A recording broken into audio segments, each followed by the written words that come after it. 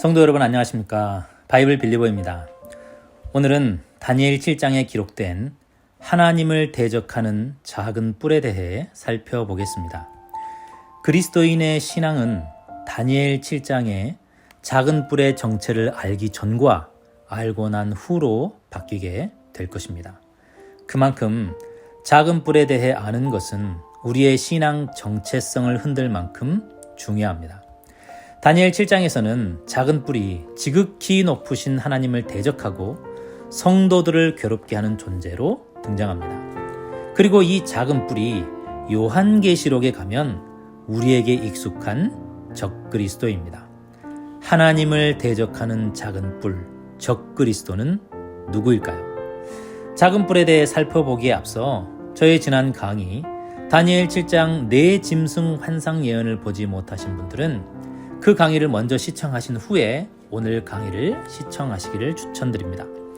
오늘 강의는 다니엘 7장의 네 짐승 환상 예언에 대해 다 이해하고 있다는 전제하에 강의가 진행됩니다. 지난 시간에 다니엘 7장은 총 3부분으로 나눠서 강의를 진행한다고 했었는데요. 제가 강의를 준비하다 보니까 내용이 4번 정도는 해야 될 것 같습니다. 양해 부탁드립니다. 다니엘 7장의 큰 틀은 다음과 같습니다. 첫째, 네 짐승 환상 예언. 둘째, 하나님을 대적하는 작은 뿔의 정체, 적그리스도 세상에 등장하다. 셋째, 때와 법을 고치는 작은 뿔, 적그리스도. 오늘은 두 번째 시간입니다. 하나님을 대적하는 작은 뿔, 적그리스도 세상에 등장하다는 주제로 지금 바로 작은 뿔의 정체를 파헤쳐 보겠습니다.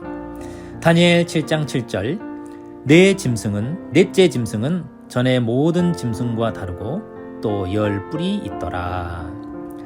다니엘 7장의 넷째 짐승은 로마라고 말씀드렸습니다. 넷째 짐승 로마는 그 누구에게도 정복당하지 않았었습니다.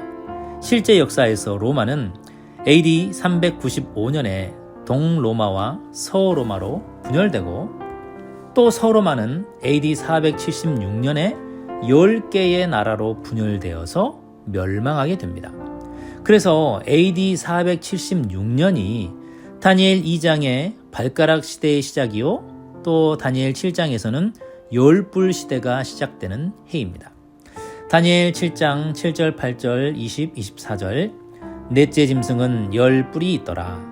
내가 그 뿔을 유심히 보는 중에 다른 작은 뿔이 그 사이에서 나더니 첫 번째 뿔 중에 셋이 그 앞에서 뿌리까지 뽑혔으며 또 그것의 머리에는 10뿔이 있고 그 외에 또 다른 뿔이 나오매 세 뿔이 그 앞에서 빠졌으며 그 10뿔은 그 나라에서 일어날 10왕이요 그 후에 또 하나가 일어나리니.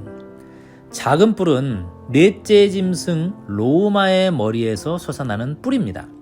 10뿔은 로마가 10개의 나라로 분열되어 각각의 독립된 나라, 독립된 왕권을 갖고 국가를 이루었다는 뜻입니다. 24절에서 작은 뿔은 10뿔이 일어난 그 후에 또 하나가 일어난다고 기록하고 있습니다. 우리는 이 말씀에서 작은 뿔의 정체에 대한 두 가지의 단서를 얻게 됩니다. 첫째는 작은 뿔은 10뿔 이후에 나타납니다.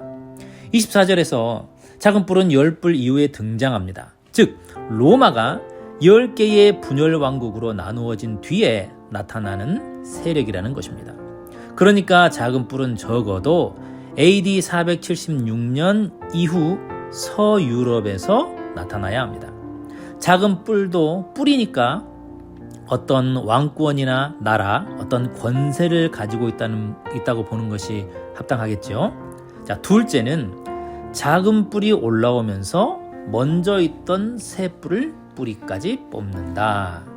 8절과 20절에서 작은 뿔은 그 뿔이 튀어나오면서 먼저 있던 10뿔 중에서 셋을 뿌리까지 뽑아버립니다. 즉, 작은 뿔은 세상에 등장하면서 기존의 로마의 10개의 분열왕국 중에서 세 나라를 멸망시켜 그들의 역사를 뿌리째 뽑아내는 존재여야 합니다. 자, 이제 이 두 가지 단서를 가지고 세계사에서 이 단서들을 충족시키는 어떤 왕이나 나라나 세력을 찾으면 그 존재가 바로 작은 뿔이라고 말할 수가 있겠지요. 작은 뿔은 10뿔 이후에 등장하니까 적어도 AD 476년 이후에 등장해야 합니다. 앞서 말씀드렸듯이 AD 476년은 서로마가 분열되어서 10개의 부족 국가로 최종적으로 나누어진 해입니다. 그러니까 그 후에 나타나야 합니다. 동시에 작은 뿔이 등장하면서 뿔 셋을 뽑아버리니까 이 10개의 나라들 중 세 나라를 쳐서 망하게 하는 세력을 세계사에서 찾으면 되겠죠. 철무기로 세상을 호령하던 로마는 너무나 강력해서 다른 나라들이 정복할 엄두를 내지 못했습니다. 이렇게 망할 것 같지 않은 로마는 게르만 민족의 대이동으로 나라가 분열되기 시작합니다. 약 120년에 걸쳐서 앵글로색슨족, 프랑크족, 알레마니족, 롬바르드족, 부르근드족, 서고트족, 수에비족, 그리고 반달족, 동고트, 헤룰리 이렇게 나라가 10조각으로 나누어져서 그들의 족속대로 독립된 왕국, 독립된 나라를 세웠습니다. 이것이 넷째 짐승의 머리에 난 10뿔 시대가 시작된 것입니다. 이 10나라 중에서 정말 신기하게도 7개의 뿔, 7개의 나라는 지금까지도 현대 국가로 존재하고 있습니다. 그런데 10뿔 중에서 3뿔, 반달족과 동고트족과 헤룰리족은 오늘날까지 역사를 이어오지 못했습니다. 그렇다면 이 세 나라를 멸망시킨 세력은 무엇이었을까요? 우리가 세계사에서 이 세 뿔을 멸망시킨 세력을 찾으면 그 세력은 바로 로마 교회, 로마 카톨릭 교회의 교황입니다.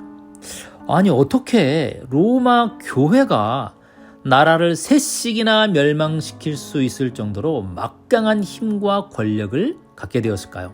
그 역사를 살펴보겠습니다. 예수님의 부활 승천 이후 복음은 예루살렘과 사마리아를 넘어 땅끝을 향해 달려가기 시작했습니다. 이방인의 사도로 부르심을 받은 바울의 헌신으로 유럽 곳곳에 교회가 세워지고 복음이 전파됩니다. 그러나 자유롭게 복음을 전파할 수 있는 것도 잠시 유대인들의 회방과 로마 정부의 핍박이 시작됩니다. 로마의 기독교 박해는 AD 64년 네로 황제부터 AD 313년 콘스탄틴이 기독교를 로마의 국교로 칙령을 반포할 때까지 약 250년 동안 격렬하게 핍박했습니다. 로마 정부는 예수 믿는 것들을 죽이면 믿는 자의 수가 줄어들게 될 것이고 자연스럽게 사라질 것이라고 계산을 했을 겁니다.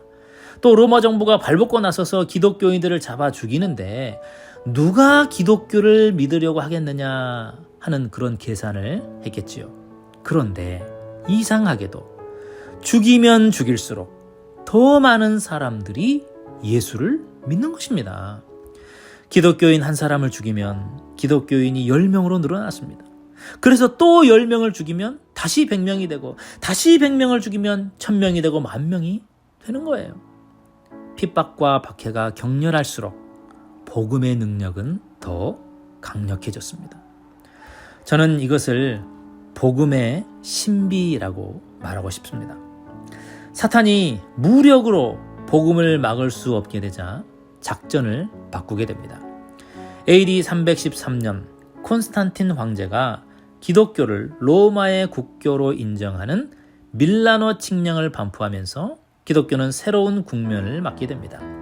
황제는 핍박을 멈추는 것에 그치지 않고 기독교를 전폭적으로 지원해 줍니다.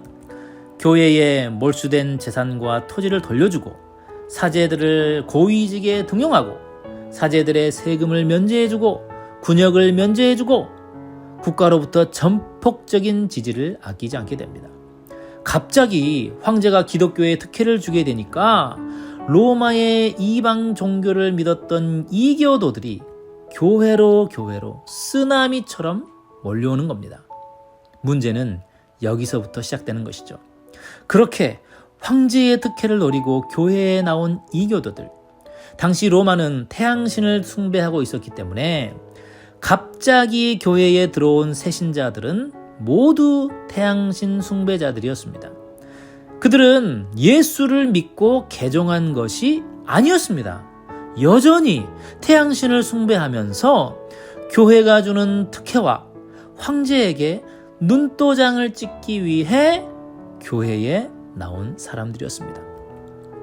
핍박과 박해 속에서 순결한 신부로 오직 예수 그리스도를 붙들고 순교를 가장 큰 영광으로 여겼던 신앙은 사라지고 교회 내에서 자리싸움, 권력싸움으로 조용할 날이 없어진 것이죠. 교회에 힘 있는 사람들이 모이고 돈이 모이고 무엇보다 황제인 콘스탄틴이 교회의 성도가 되어서 교회 사제에게 로마 교회 담임 목사 말에 귀 기울이면서 깍듯하게 대하는 겁니다. 황제가 목사 앞에서 깍듯하게 하는데 그 밑에 신하들은 어땠을지 자연스럽게 상상이 가지요. 교회가 그 전에는 한 번도 누려보지 못한 힘과 권력을 갖기 시작합니다. 그러다가 AD 330년에 콘스탄틴이 이 로마 제국의 수도를 로마에서 비잔티움으로 수도를 옮겨버립니다. 황제가 로마를 떠나 이사를 가게 된 것이죠. 로마에서 가장 힘 있는 황제가 로마를 떠나게 되니까 자연스럽게 로마에서 가장 힘있고 권력 있는 사람이 누가 되었겠습니까? 네, 로마 교회 담임 목사가 로마에서 가장 힘있고 영향력 있는 사람이 된 것입니다. 이렇게 로마 교회가 종교적인 힘뿐만이 아니라 세속적인 힘을 함께 거머쥐게 된 것입니다. 시간이 흘러 AD 395년 로마는 동로마와 서로마로 두 동강 납니다. 로마라는 나라는 망해가는데 그 안에 있는 로마 교회는 망해가는 나라 속에서 점점 힘을 키워가고 있었던 것이죠.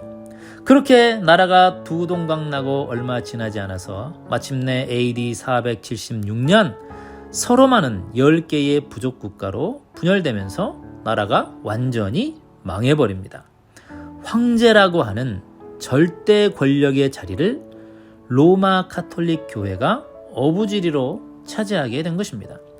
황제가 없이 쪼개진 나라들 사이에서 로마 교회는 이 쪼개진 나라들을 종교적으로 지배하고 있었습니다. 땅을 다스리는 것은 아니었지만 영혼과 정신을 붙들고 지배하는 새로운 황제, 교황이 되어 있었던 것입니다. 그렇게 로마 카톨릭 교회의 교황이 유럽에서 힘을 키워가고 있을 때 브레이크를 거는 세력들이 있었어요. 그 세력들이 바로 10뿔 중에서 3뿔인 헤룰리, 반달족, 동고트였습니다. 10뿔 시대에 로마 교회는 크게 2개의 신학적인 흐름이 있었습니다. 아리우스파와 아타나시우스파라고 하는 그런 신학적인 흐름이 있었습니다. 그런데 이 두 사상 중에서 10뿔 중에 3뿔인 헤룰리, 반달, 동고트족은 아리우스파를 지지했고 당시 로마 교회의 교황은 아타나시우스를 지지하는 입장이었습니다. 그래서 서로 이 신학적인 견해가 다른 헤룰리, 반달족, 동고트족 이 세 나라가 교황이 무슨 말을 하면 무시하고 잘 안 듣는 거예요. 교황이 화가 났겠지요. 그런데 교황에게는 군사적인 힘이 없었습니다.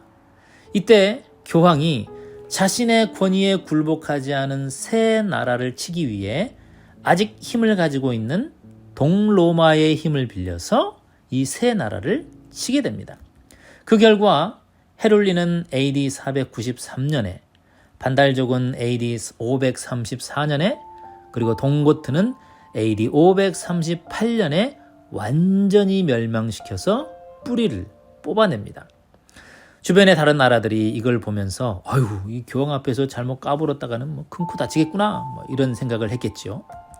이렇게 로마 교황이 자신의 권위를 인정하지 않는 새 나라의 역사를 완전히 뿌리채 뽑아내고 동시에 로마 교황의 권세는 세상을 지배하면서 우리가 역사 시간에 배웠던 중세 종교 암흑 시대라는 말이 마지막 세 번째 나라인 동고트를 멸망시킨 AD 538년을 기점으로 시작되는 것입니다.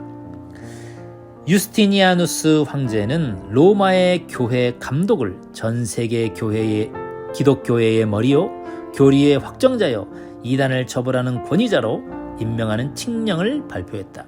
이 효력이 발생하게 된 AD 538년을 합법적으로 교황이 최고의 세력자로 부상한 시발점으로 간주되었다. 538년 3월 12일 동고트 왕국의 군대가 포위를 풀고 물러났다. 동로마 비잔틴 제국은 로마를 완전히 되찾았다고 여겼다. 476년 게르만족 출신의 로마 장군 오토 아케르에 의해 서로마가 멸망한 지 62년 만에 수복. 콘스탄티노플은 감격에 젖었으나 오래가지 못했다. 다니엘 7장 8절, 20절, 24절 작은 뿔이 그 사이에서 나더니 첫 번째 뿔 중에 셋이 그 앞에서 뿌리까지 뽑혔으며 또 그것의 머리에는 10뿔이 있고 그 외에 또 다른 뿔이 나오매 세 뿔이 그 앞에서 빠졌으며 그 10뿔은 그 나라에서 일어날 10왕이요 그 후에 또 하나가 일어나리니 또 세 왕을 복종시킬 것이며. 자, 이제 이 말씀의 의미가 이해되셨습니까? 이렇게 로마 가톨릭 교회의 교황이 새 뿔을 뽑으면서 하나님을 대적하는 작은 뿔로 세상에 신고식을 치르고 등장하게 되었습니다. 여기까지 작은 뿔의 정체를 밝힐 수 있는 두 가지의 단서를 살펴보았습니다. 다른 단서들이 또 있을까요? 다니엘 7장 8절과 20절에서 25절 이 작은 뿔에는 사람의 눈 같은 눈들이 있고 또 입이 있어 큰 말을 하였더라. 그 뿔에는 눈도 있고 큰 말을 하는 입도 있고 그 모양이 그의 동류보다 커 보이더라. 내가 본즉 이 뿔이 성도들과 싸워 그들에게 이겼더니 그는 먼저 있던 자들과 다르고 그가 장차 지극히 높으신 이를 말로 대적하며 또 지극히 높으신 이의 성도를 괴롭게 할 것이며 그가 또 때와 법을 고치고자 할 것이며 성도들은 그의 손에 붙임바 되어 한 때와 두 때와 반 때를 지내리라. 자, 이 말씀에서 작은 뿔의 정체를 파악할 수 있는 몇 가지 단서들을 더 얻게 됩니다. 첫째는 작은 뿔은 10뿔 이후에 나타난다. 둘째, 작은 뿔이 올라오면서 먼저 있던 새 뿔을 뿌리까지 뽑는다. 이것은 확인했죠. 자, 세 번째는 작은 뿔은 사람의 눈 같은 눈들이 있고 또 입이 있어 큰 말을 한다. 지극히 높으신 이를 말로 대적한다. 자, 넷째, 그 모양이 그의 동류보다 커 보이고 먼저 있던 자들과 다르다. 다섯째, 작은 뿔이 성도와 싸워 이기며 그의 손, 작은 뿔의 손에 붙임 바 된다. 여섯째, 성도들과 싸워 이기는데 그 기간은 한 때와 두 때와 반 때를 지낸다. 그리고 마지막 일곱째, 지극히 높으신 이의 때와 법을 고친다. 제가 찾은 단서들은 이렇게 7가지입니다. 여기 있는 단서들을 더 세부적으로 쪼개면 9가지도 될 수 있고 10가지도 될 수 있는데 저는 그냥 7가지로 이렇게 분류해 봤습니다. 자, 이제 이 7가지 단서들이 과연 로마 가톨릭 교회의 교황을 통해 성취되었는지를 찾으면 우리는 교황을 적그리스도라고 더 확실하게 결론을 내릴 수 있을 겁니다. 자, 세 번째 단서입니다. 작은 뿔은 사람의 눈 같은 눈들이 있고 또 입이 있어 큰 말을 한다. 지극히 높으신 이를 말로 대적한다. 먼저 눈이 있는데 단수로서 하나의 눈이 있는 것이 아니라 복수를 써서 눈들이 있다고 말씀합니다. 성경에서 사람의 눈과 입은 사람의 마음과 더불어서 교만함과 거만함, 오만을 상징하는 표현입니다. 잠언 6장 16, 17절 여호와께서 미워하시는 것 곧 그의 마음에 싫어하시는 것이 17가지이니 곧 교만한 눈과 거짓된 혀와 무죄한 자의 피를 흘리는 손과 시편 18편 27절 주께서 곤고한 백성은 구원하시고 교만한 눈은 낮추시리이다. 시편 17편 10절 그들의 마음은 기름에 잠겼으며 그들의 입은 교만하게 말하나이다. 잠언 14장 3절 미련한 자는 교만하여 입으로 매를 자청하고 지혜로운 자의 입술은 자기를 보전하느니라. 작은 뿔의 눈과 입은 교만하고 오만합니다. 그런데 작은 뿔은 그런 눈들을 많이 가지고 있습니다. 오늘날 그리스도인들은 짐승의 표 환란을 가져올 적그리스도를 미래에 등장할 어떤 특정한 인물이라고만 생각합니다. 미래의 어느 날 갑자기 그전에는 없던 적그리스도라고 하는 사람이 갑자기 짠 하고 나타나서 사람들에게 짐승의 표를 나눠주고 이것을 받지 않으면 핍박하고 박해하는 인물로 여기고 있습니다. 적그리스도를 미래에 갑자기 등장할 막연한 인물로만 상상하고 있는 것 자체가 이미 사탄에게 미혹된 것입니다. 하나님께서 창세 이후로 없었던 엄청난 환란을 가지고 올 적그리스도의 정체에 대해 당신의 백성에게 아무 말씀도 하지 않으셨을 리가 없지요. 아모스 3장 7절 주 여호와께서는 자기의 비밀을 그 종 선지자들에게 보이지 아니하시고는 결코 행하심이 없으시리라. 하나님께서 성경의 예언을 통해 적그리스도의 정체를 밝혀주고 계셨지만 이미 사탄의 미혹에 빠진 그리스도인들이 예언을 등한시하고 예언을 공부하며 무슨 큰 일이라도 날 것처럼 여기고 있기 때문에 적그리스도가 눈앞에 있어도 못 알아보는 것입니다. 또 알려줘도 잘못됐다고 오히려 적그리스도를 보호하고 떠받들고 있는데 어떻게 그 실체를 볼 수 있겠습니까? 적그리스도의 정체는 오직 성경의 예언을 통해서만 볼 수 있습니다. 역사 속에서 이미 수많은 적그리스도들, 사람의 눈들이 있었습니다. 요한일서 4장 3절 예수를 시인하지 아니하는 영마다 하나님께 속한 것이 아니니 이것이 곧 적그리스도의 영이니라. 오리라 한 말을 너희가 들었거니와 지금 벌써 세상에 있느니라. 사도 요한 시대에 이미 적그리스도가 있었습니다. 그런 적그리스도가 뿔의 형태를 가지고 등장하게 되는데 그것이 바로 교황권입니다. 뿔의 형태를 가졌다는 것은 적그리스도가 강력한 왕권을 가지고 나라와 국가의 형태로 존재하기 시작한다는 뜻입니다. 또 교황권은 어느 한 시대에만 있는 것이 아니라 계속해서 이어져 내려왔습니다. 이것이 사람의 눈들입니다. 지금 우리 시대에 살고 있는 교황도 그 많은 눈들 중에 하나의 눈인 것이죠. 그런데 교만한 눈보다 더 가관인 것은 교만한 입을 가지고 큰 말로 하나님을 대적하는 것입니다. 큰 말을 한다는 것이 어떤 의미인지 다른 번역들을 살펴보겠습니다. 다니엘 7장 8절 개역개정 또 입이 있어 큰 말을 하였더라. 새번역 입이 있어서 거만하게 떠들었다. 현대인의 성경 또 입이 있어 자랑하며 크게 떠벌리고 있었다. 자, 다니엘 7장 20절 개역개정 그 뿔에는 큰 말을 하는 입이 있고 공동번역 그 뿔은 입도 있어서 건방진 소리를 하고 있었다.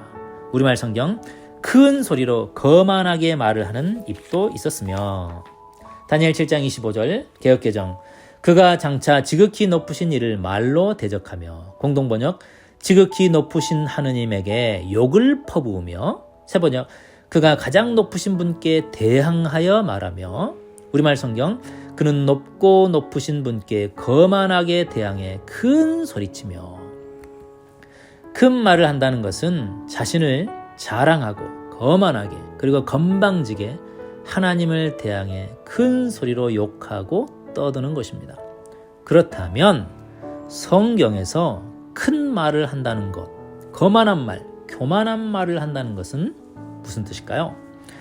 요한계시록 13장 5절 개역개정, 또 짐승이 과장되고 신성모독을 말하는 입을 받고, 개역 한글, 또 짐승이 큰 말과 참난된 말을 하는 입을 받고, 세번역, 그 짐승은 큰 소리를 치며 하나님을 모독하는 말을 하는 입을 받고, 우리말 성경, 짐승은 오만하고 하나님을 모독하는 말을 할 입을 받았고, 요한계시록에서 큰 말은 신성 모독하는 말과 동의어로 쓰여지고 있습니다. 즉, 다니엘에서 작은 뿔이 큰 말을 한다는 것은 참난된 말이고 신성 모독하는 말을 한다는 뜻으로 해석할 수 있습니다.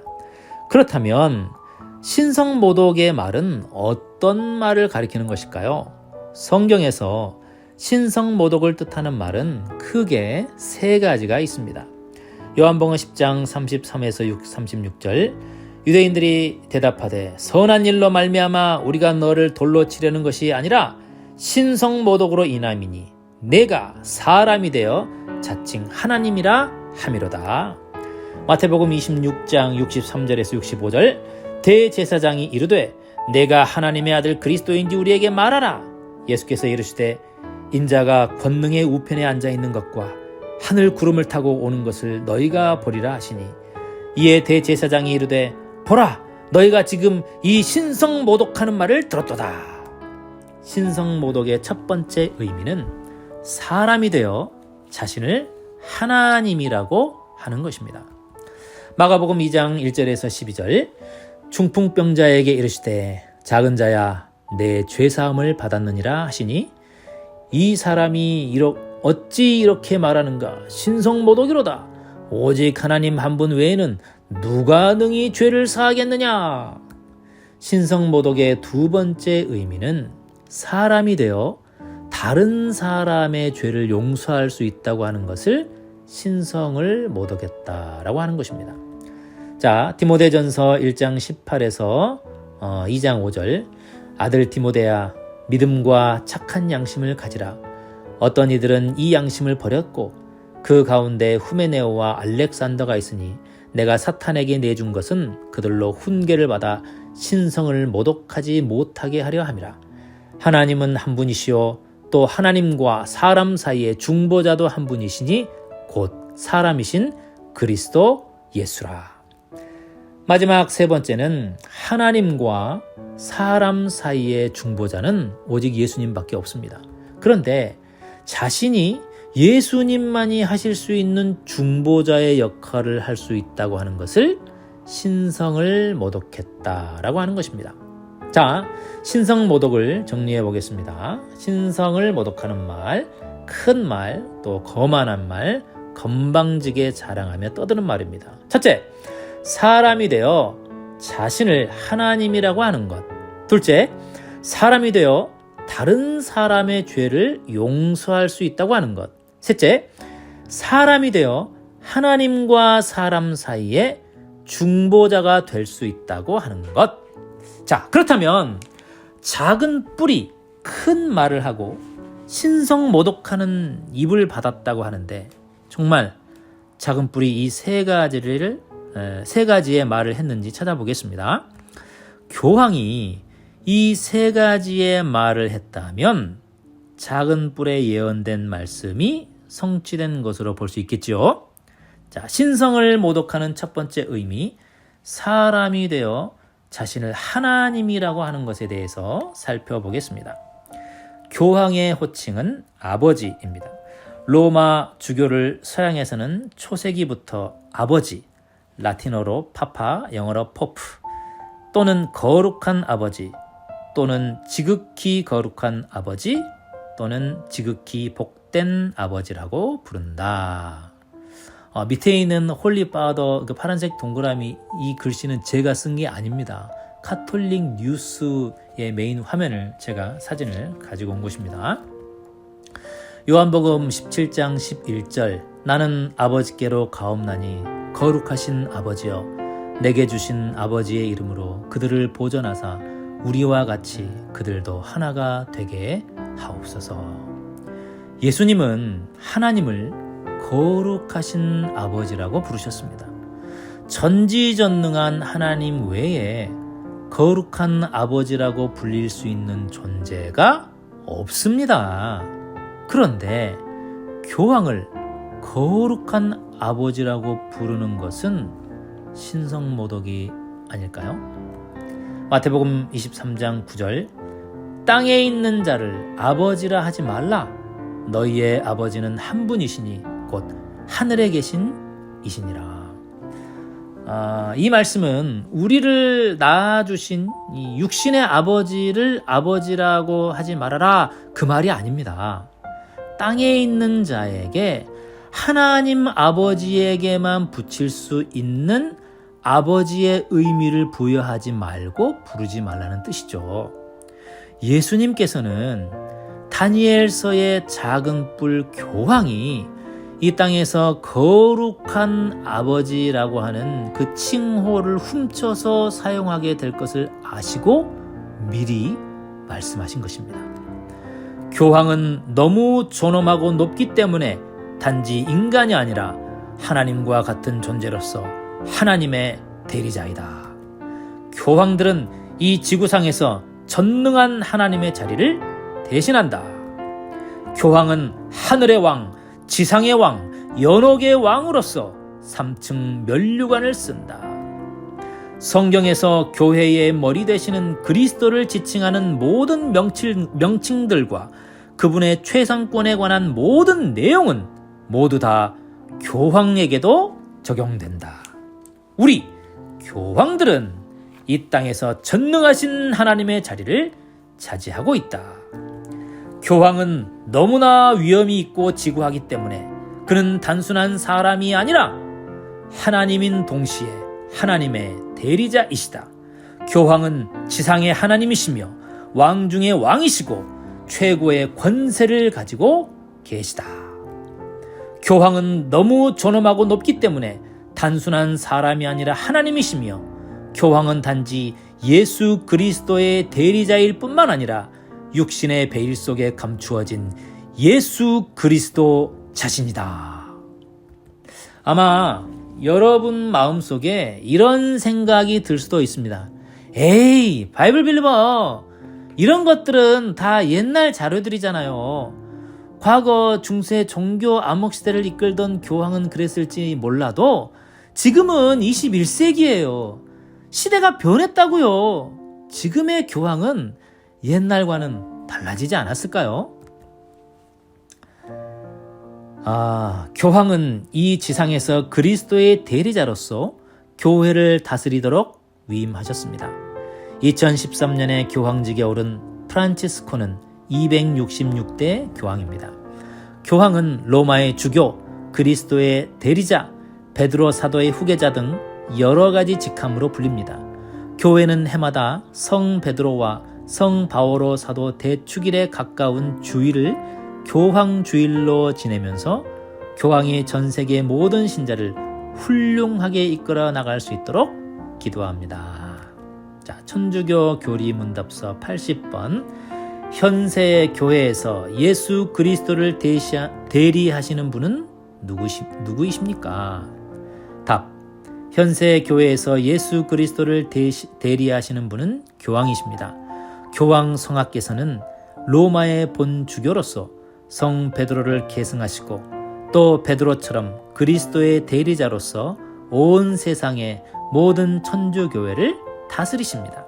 그러므로 교황 성하께서는 베드로의 후계자이시며 그리스도의 대리자이시지 결코 신자들이나 성직자들의 대표자가 아니십니다. 326번. 교황청은 무엇입니까? 교황청은 그리스도의 지상 대리자이시며 사도 베드로의 후계자인 교황께서 전 세계의 신자들을 사목하는 카톨릭 교회의 최고 통치 기관입니다. 천주교와 교황은 자신을 하나님과 동등시하는 것을 자랑스러워합니다. 그 이유는 하나님께서 자신에게 이런 권세와 권위를 주셨다고 믿기 때문입니다. 천주교에서 성직자를 신부라고 부르는데요. 이 신부라는 말 자체가 하나님 아버지 또는 하나님의 아버지라는 뜻입니다. 영어로 하면 God Father입니다. 이것이 사람이 되어 자신을 하나님이라고 하는 것이 아니고 무엇이겠습니까? 자, 신성모독 두 번째, 사람이 되어 다른 사람의 죄를 용서할 수 있다고 하는 것. 고해성사라는 말을 들어보신 적이 있을 겁니다. 고해성사는 그리스도인이 자신이 지은 죄를 진심으로 뉘우치면서 사죄를 통해 하느님께 죄를 고백하고 용서의 은총을 받는 성사라는 뜻입니다. 하느님 자신도 신부들이 용서해 주거나 용서하기를 거절하는 판단에 따라서 행하시며 신부들의 선언이 선지한 후에야 하느님께서 그것에 의해 판단하신다. 여러분 이 말이 무슨 뜻인지 이해되십니까? 하나님이 어떤 사람을 용서하려고 하는데 사제들이 그 사람을 용서하기를 거절해버리는 것입니다. 그러면 하나님조차도 사제들의 허락 없이는 마음대로 용서하실 수가 없고 사제들이 먼저 용서를 한다고 결정을 내린 다음에야 하나님도 죄를 용서하실 수가 있다는 뜻입니다. 하나님이 교황과 사제들의 결재를 받아서 용서한다는 것이죠. 교황은 그의 권세가 사람에게서가 아니라 하느님에게서 온 것이기 때문에 하나님의 율법을 수정할 수 있고 땅 위의 대리자로서 그는 그의 양들을 메고 푸는 가장 큰 권세를 갖고 행동한다. 교황만이 가장 거룩하다고 불릴 수 있으며 거룩한 군주, 지고한 황제, 그리고 왕 중의 왕이라고 불릴 수 있다. 교황은 그토록 큰 위엄과 능력을 가지고 있기 때문에 그리스도와 하나가 되어 동일한 심판을 구성할 수 있다. 그래서 교황이 행한 바는 무엇이든지 하나님의 입으로부터 말해진 것처럼 여김을 받는다. 만일 천사들이라도 신앙을 거부한다면 그들을 심판하고 파문에 처할 수 있다. 와, 교황의 권세가 대단하죠. 천사들까지. 자, 또 보겠습니다. 용서는 하나님께로부터 직접 임하는 것이 아니다. 그러므로 자주 신부들에게 죄를 고백해야 하는 것이다. 자, 교리 95번. 천주교회에서 죄를 사해주는 권위 있습니까? 답. 천주교회에 죄를 사해주는 권위 있으니 그리스도의 공로를 인하여 그리스도께 받은 것입니다. 자, 96번. 천주교회에서 죄를 사해주는 경우는 언제입니까? 답. 천주교회에서 죄를 사해주는 경우는 세례성사와 고해성사를 거행할 때입니다. 또 238번. 고해성사로 죄가 어떻게 사해집니까? 고해성사로 죄가 사하여지는 것은 통회하는 신자의 죄 고백을 들은 사제가 사죄경을 선언하면서 십자가를 그어 죄 사함을 베풀어 줌으로 됩니다. 자, 239번. 천주교회는 죄 사하는 권을 어떻게 행사하고 있습니까? 답. 천주교회의 죄 사하는 권을 행사하는 연유는 교회의 창립자이신 예수 그리스도의 위임에 의한 것입니다. 자, 인간인 신부님께 어떻게 죄를 고백합니까? 천주교 신자들은 신부님께 가서 자기가 지은 죄를 일일이 고백해야 그 죄에 대한 용서를 받을 수 있다고 하는데 신부님도 우리와 같은 인간인데 무슨 권한으로 용서할 수 있으며 또 자신의 치부를 어떻게 신부님이라고 해서 낱낱이 고백할 수 있겠습니까? 고해성사는 카톨릭 사제가 평범한 개인의 자격으로 집행하는 것이 아니다. 국가로부터 사법권을 부여받은 판사가 판결을 내릴 수 있듯이 사제의 사죄 권한도 그리스도께로부터 받았기 때문에 가능하다. 그리스도께서 사도들에게 직접 부여하신 이 권한을 사도들은 그 후계자들에게, 그들은 다시 그들의 후계자들에게 전승해 주었던 것이다. 우리가 육신의 병을 치료하려고 합당한 자격을 갖춘 의사에게 자신의 증세를 말하고 처방을 받듯이 영혼의 병을 치료하려고 사죄권을 부여받은 사제에게 고해성사를 받는 것은 지극히 당연한 일이다. 2001년에 나온 겁니다. 밑에 여러분들도 이 자료를 인터넷으로 찾아서 볼 수 있습니다. 카톨릭 교회는 자신들이 죄를 사하는 권세가 있다고 큰 소리로 자랑스럽게 떠들고 있습니다. 죄사함의 권세를 무슨 사이비, 이단 그런 것이라고 생각하지 않습니다. 예수님이 자신들에게 그런 권세를 주셨기 때문에 우리가 그렇게 하는 것이라고 자랑스럽게 말합니다. 이것이 사람이 되어 다른 사람의 죄를 용서할 수 있다고 하는 신성모독이 아니고 무엇이란 말입니까? 자, 이제 마지막 세 번째 신성모독을 보겠습니다. 사람이 되어 하나님과 사람 사이에 중보자가 될 수 있다고 하는 것. 자, 폰티프라는 말이 있습니다. 대사제, 또 사제장, 최고의 사제, 로마 교황을 가리키는 말입니다. 폰티프는 다리와 만드는 자의 합성어로 다리를 넣는 자란 말이다. 하나님과 인간 사이의 중보자라는 뜻이다. 본래 로마에 있던 이교도들이 사용하던 용어를 로마 가톨릭의 수장에게 적용한 것이다. 구약의 제사장은 하나님과 인간의 중간에 서서 속죄 제사를 드렸는데 그의 직위를 교황에게 적용하였다. 교황은 인간의 영혼을 천국에 보내기도 하고 무한정으로 고통을 받게 하는 하나님과 인간 사이의 중보자의 위치를 차지한 것이다. 성경은 하나님은 한 분이시오, 또 하나님과 사람 사이의 중보도 한 분이시니 곧 사람이신 그리스도 예수라고 밝히고 있다.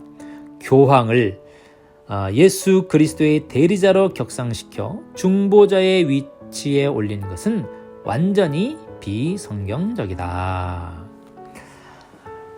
로마 가톨릭 교회는 자신들이 하나님과 사람 사이에 중보자 역할을 한다는 것을 역시 자랑스럽게 생각합니다.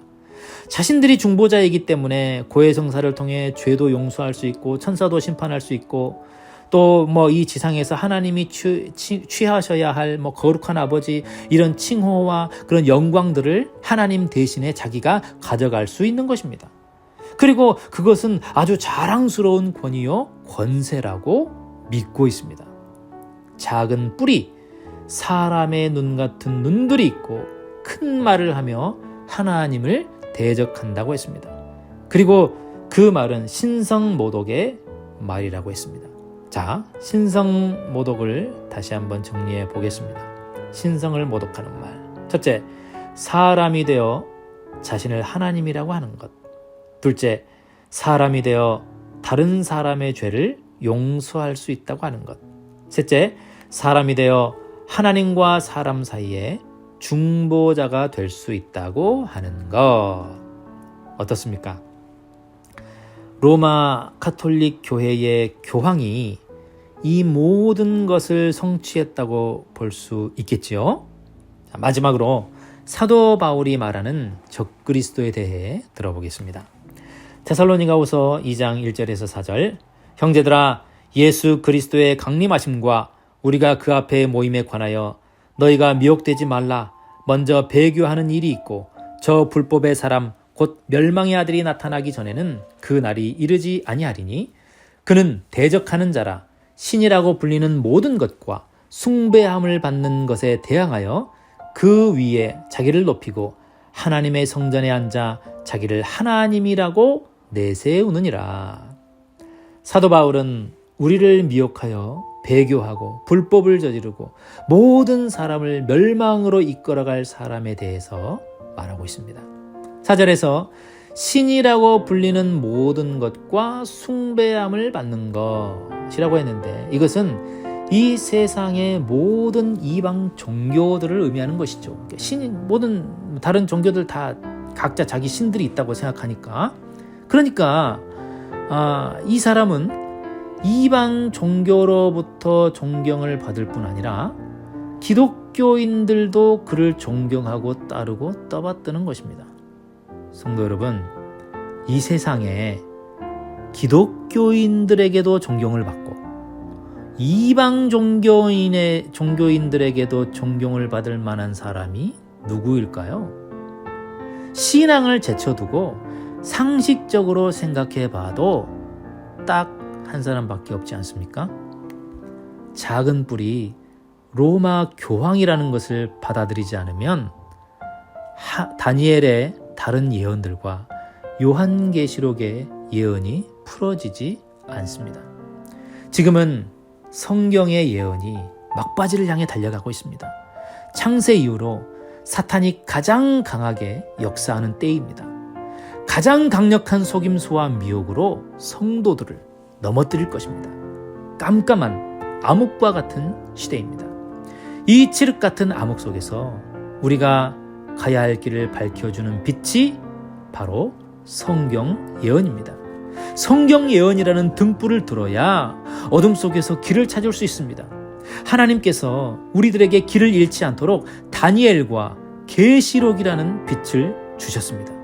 그런데 오늘날 교회가 다니엘과 계시록을 모릅니다. 때가 한 밤인데 길을 비추어줄 등불이 꺼져 있는 것이죠. 성도 여러분, 이제 진리의 등불을 켜고 이 세상이 어떻게 돌아가고 있는지를 볼 수 있기를 바랍니다.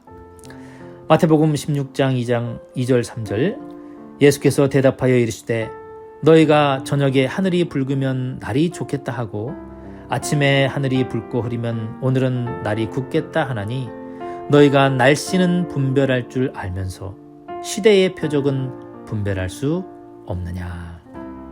지금 우리는 시대의 표적을 분별할 수 있는 영적 분별력을 갖춰야 합니다.